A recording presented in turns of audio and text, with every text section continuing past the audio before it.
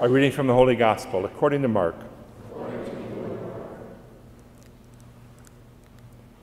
When Jesus had crossed again in the boat to the other side, a large crowd gathered around him, and he stayed close to the sea. One of the synagogue officials, named Jairus, came forward. Seeing him, he fell at his feet and pleaded earnestly with him, saying, "My daughter is at the point of death. Please come lay your hands on her, that she may get well and live." He went off, and a large crowd followed him and pressed upon him. There was a woman afflicted with a hemorrhage for 12 years. She had suffered greatly at the hands of many doctors and had spent all that she had.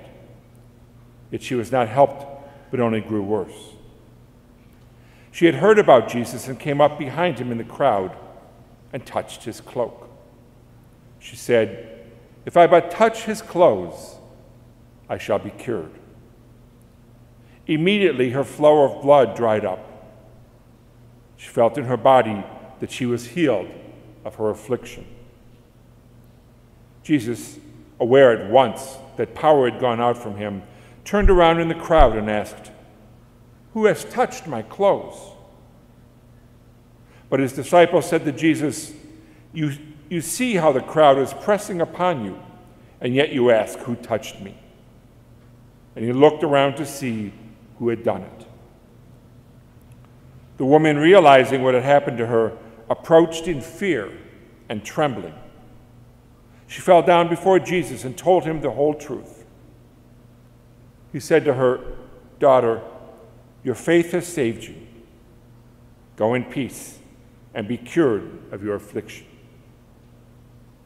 While he was still speaking, people from the synagogue official's house arrived and said, "Your daughter has died. Why trouble the teacher any longer?" Disregarding the message that was reported, Jesus said to the synagogue official, "Do not be afraid, just have faith." He did not allow anyone to accompany him inside except Peter, James, and John, the brother of James. When they arrived at the house of the synagogue official, he caught sight of a commotion, people weeping and wailing loudly. So he went in and said to them, "Why this commotion and weeping? The child is not dead, but asleep." And they ridiculed him. Then he put them all out. He took along the child's father and mother and those who were with him and entered the room where the child was.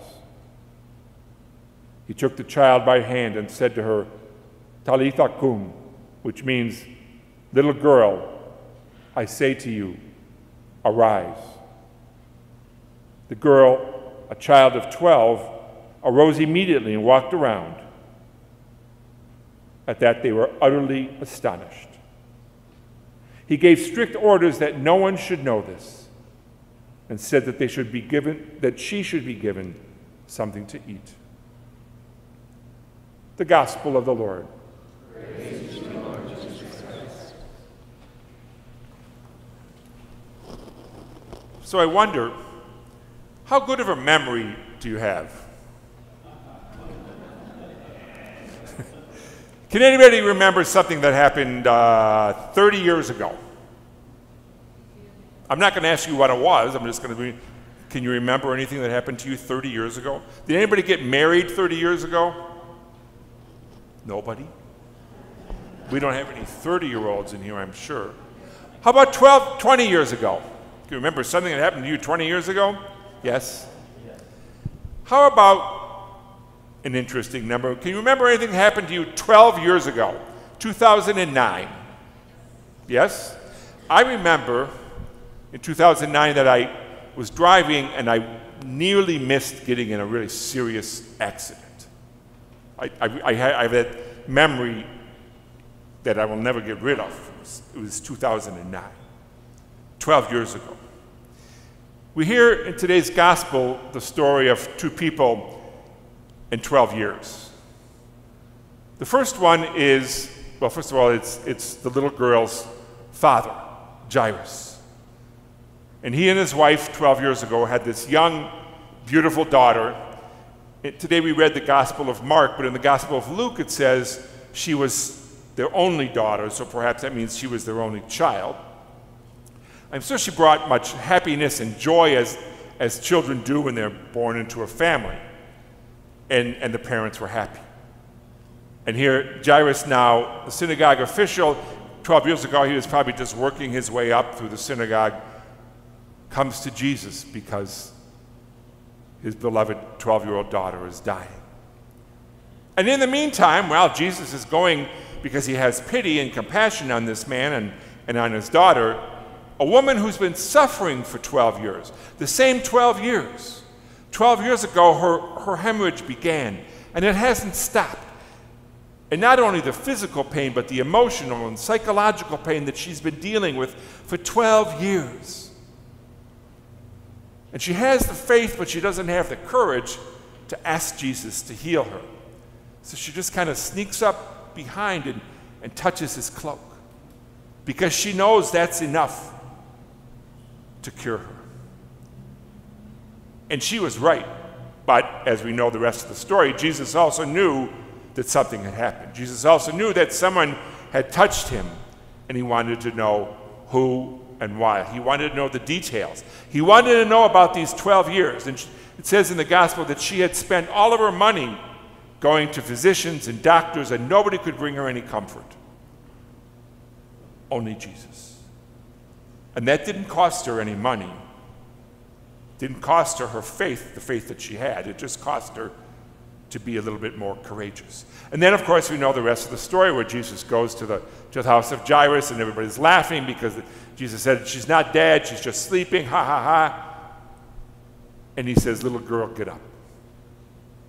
12 years. 12 years in the lives of these two people.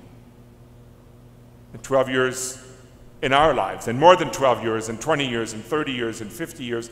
Jesus has been touching our lives in many, many ways.